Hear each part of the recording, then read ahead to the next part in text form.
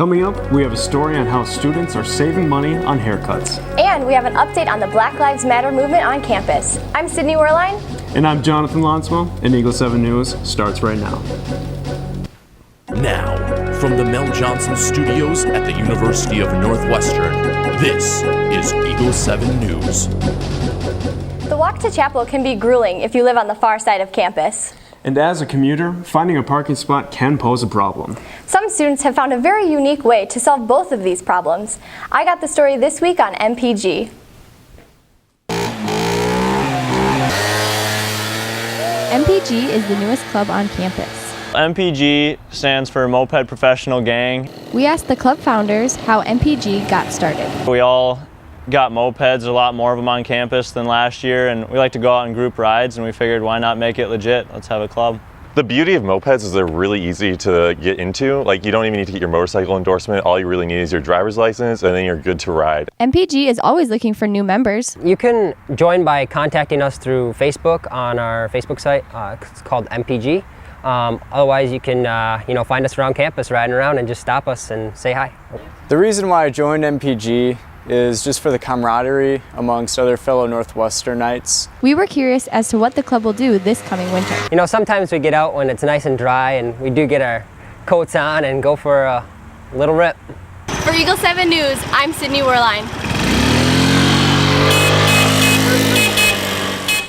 All college students know the money struggle, and if a moped isn't in your budget, we have one simple way to save money. This week, Eagle 7's own Brendan Scarborough went off campus to get ahead on the story. And he's like, man, if you're gonna come on staff, you should really learn how to cut hair.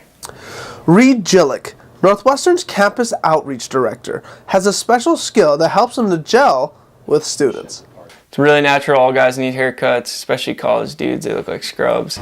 It's just an easy way to make conversation, build relationships, and while they're in the chair, you can ask them whatever you want. Rather than using his ability for personal gain, Reed uses this opportunity to build relationships. So man, it's not like I'm trying to make money or get rich. This is just an opportunity to get more time around guys. It becomes almost like a barbershop down here. There'll be times where there are 4 or 5 guys down here and they all need haircuts, and it's just a good way to build a relationship, get to know a guy, and the guy in the chair is kind of in the hot seat and they can answer whatever I ask them. Starting only with a folding chair, Reed has come a long way from his humble beginnings. I'd say I cut 6 to 10 cuts a week. I think there are guys that have come over that didn't really know who I was and became a regular thing of me cutting their hair every couple weeks and getting time and then hanging out, grabbing lunch, and through that, just a natural friendship.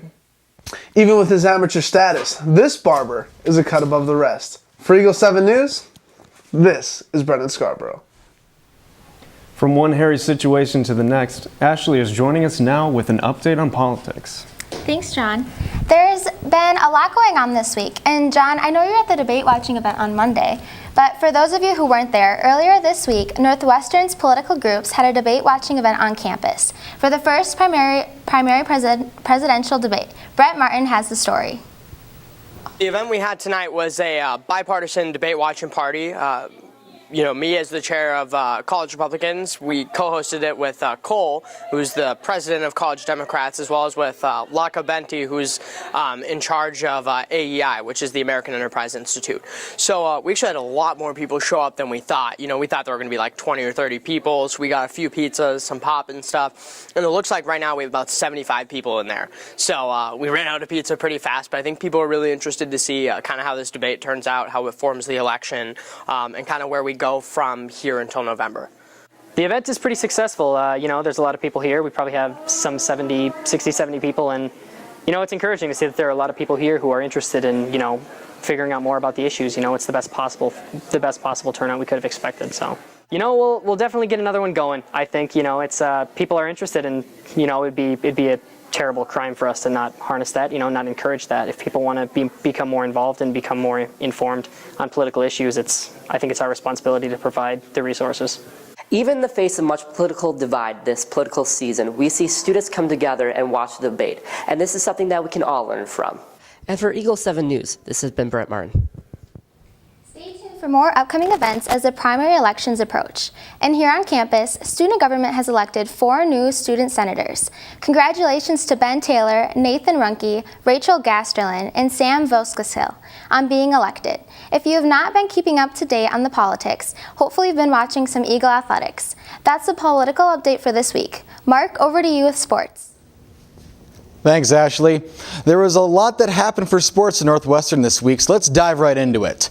The men's and women's soccer teams both went undefeated this week. Last Saturday, the women's team defeated Martin Luther College in a 2-1 overtime thriller to give Coach Josh Pettit his 100th career victory at Northwestern. The men's team was equally successful, also going over Martin Luther by a score of 4-2. Both men's and women's teams won their matches on Tuesday as well. The UNW football team extended their undefeated season last Saturday by defeating Martin Luther College 38-20 for their homecoming game. Senior Kyle Annenson was named D3 Special Teams Player of the Week for returning the opening kickoff for a touchdown. Men's golf had a nice week, finishing third at the NCCAA North Central Regional, while the women placed second at the North Central Invitational. To finish off sports, Eagles volleyball had a brilliant week, downing Snelling Avenue rival Bethel in 4 sets. The Eagles get a measure of revenge after last year's loss to Bethel in the Sweet 16.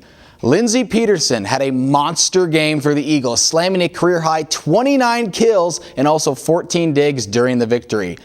Peterson also made history by becoming the first player in program history to be named AVCA D3 Player of the Week.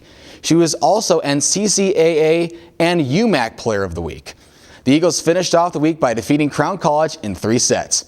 That's all for sports this week. Back to you, Sydney. Thanks, Mark. UNW's campus has had a bit of controversy surrounding the Black Lives Matter movement last week. Our Anderson Bazil Jr. sat down with students involved in the movement to get their insight. UNW students used the campus rock to show their support of recent tension surrounding African Americans and police officers.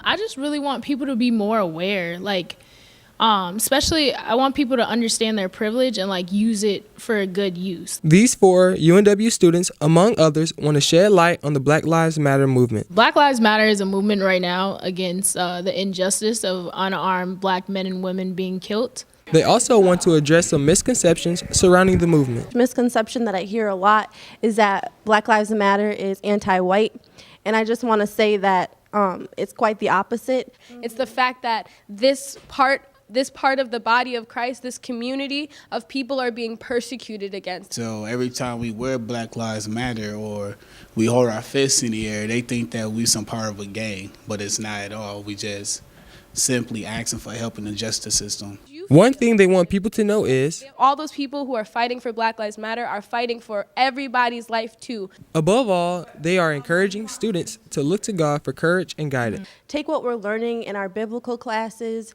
and take what we know about God ourselves and apply it to social justice issues. Jesus spoke up for those who are being oppressed as well. And when we make that commitment to give our lives to Christ, that's the commitment we're making as well. Because we committed to walk more like Christ, so why aren't we speaking up for those who are oppressed, those who are hurting? Moving forward, transparency and open lines of communications are what these students are hoping for. Half of all the minorities in the school, we just want you guys to ask us questions. If you have questions about it, we want you to walk up to us and feel comfortable enough to ask us those questions. I'm Anderson Bazil Jr. for Eagle 7 News.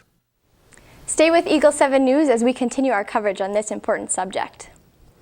The Remnant and student government are joining forces to liven up Northwestern's nightlife.